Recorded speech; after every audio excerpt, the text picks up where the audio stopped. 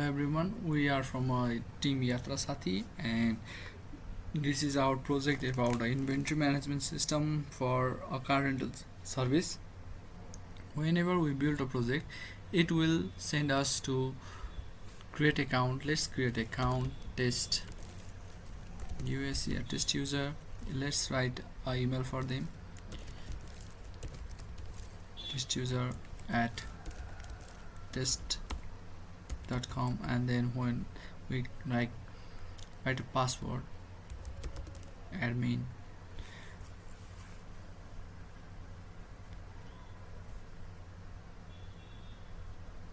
then when we hit a create account, it will say this successfully.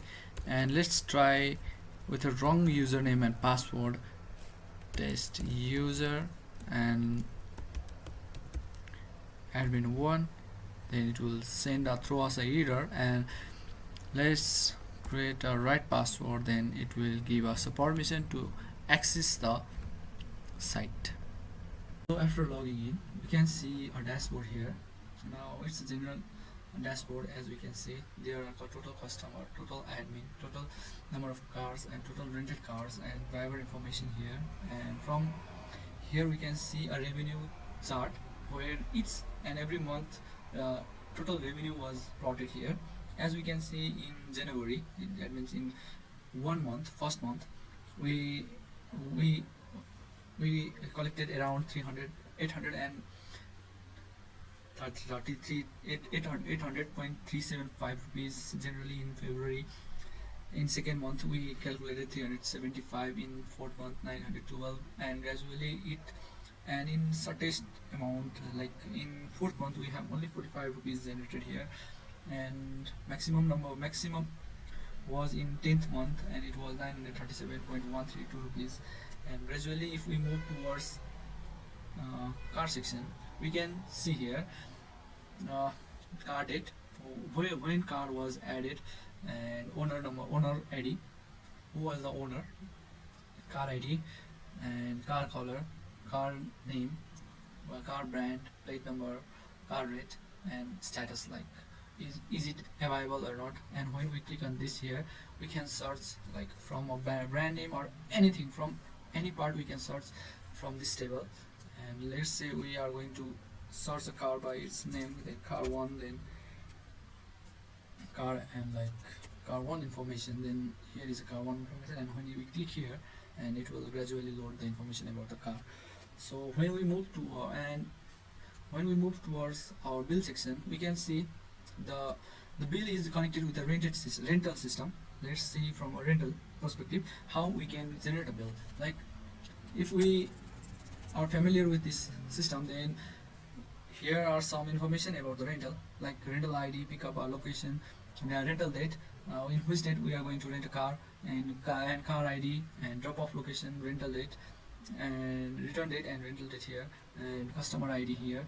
And it will automatically like connect it with a different other part of our database, like from customer ID, from client's ID, we are going to like take a customer ID and generate bill. Like let's say information about car ID, rental ID 1.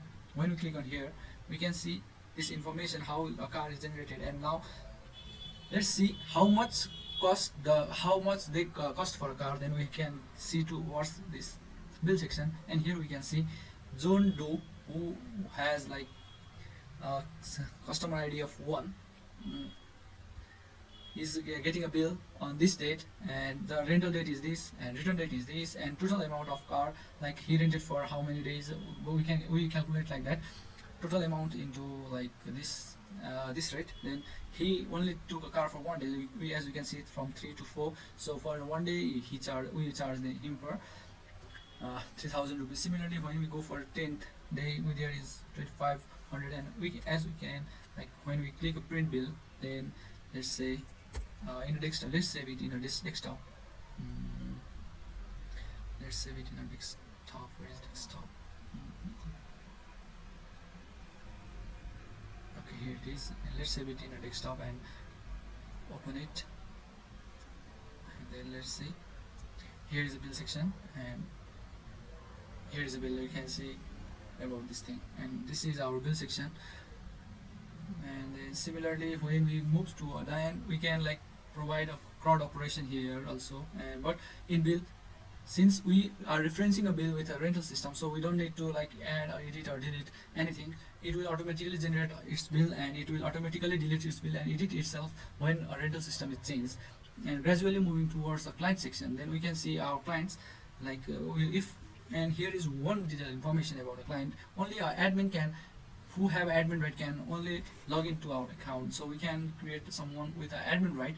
And here we can see we have just generate some dummy data to like these are some dummy data that we have to seed them to to look how our program will look at how our program will gradually work. So like this. And here also we can, from this table field, we can like search for information, like just say there is someone with the name ROVERT, Robert. Then we can search. There are two Roberts, okay, Robert Wilson and Robert Wilson. Then this is the like repeated data. And similarly, if we delete it and search for it, then yes, we can find that. Let's search them by their phone number. Then let's say someone's phone number 444-333-222.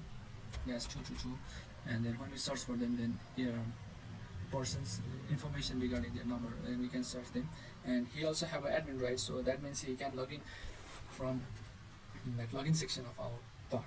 This is how we concluded our project, and everything is done clearly here. Trunk of MVC. So as we can see, we have already generated a model, view, and controller layer here. Controller layer here, and model, view, and controller. Let's take example of one system. Let's say let's take a example of dashboard rental view system. And when we let's see how a model is generated in a rental system. Then if we work truly in a rental model, then we can see there is rental ID, rental date, return date, car ID, customer ID, pickup date, and pickup location and drop off location.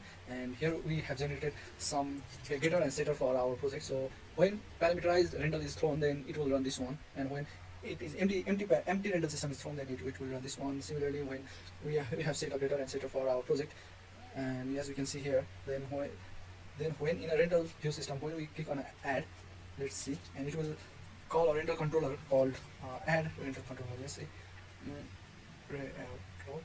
and here is add system. And when we like create an add system here, then it will call a controller, rental controller, and it will like call a rental controller. Here is our rental controller. Then when we see in our rental controller, we have created a service how we can how we connect with the database in our system. And when create a rental system, it will send a rental model, and this rental refers to our rental model here. This is our rental model. So it will create a package of every data and send whole data as a model here to a service, to a from view to a controller, then to a service. Then in a service section of our rental model, we have created a service, rental service in a two part. Like here is our interface where we have created this abstract class of create rental, update rental, delete rental, and list rental, and we have implemented this in our service here.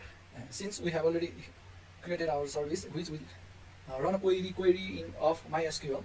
This is our MySQL query, and as we can see, our database DB connection here. We have created an object of database DB connection here, as we can see, and it will send a connection con reference. If we see a code here, then we can see our connection object is we send in our service, and we work through it. Then when a create table, this table will be only created if there is no table of rental system. And if we want to like send the data, then it will take a model package of rental here, and we have used the model of this rental like this. We call a getter from our rental service, and this is our getter. We can see we will get a rental date and time here like this. We will get a car ID from here like this, and we prepare a query for this. Like here this is our query. So in place of this question mark, we have already assigned 1, 2, 3, and it will assign it here. It will like assign it here, and then it will prepare a query, and this statement will execute a query. And if it will execute successfully, then it shows us query is successfully executed like this, or else it will show us a error message here like this. And similarly, each and every process will be generated from here and repeated from here. So this is our walkthrough from MVC model.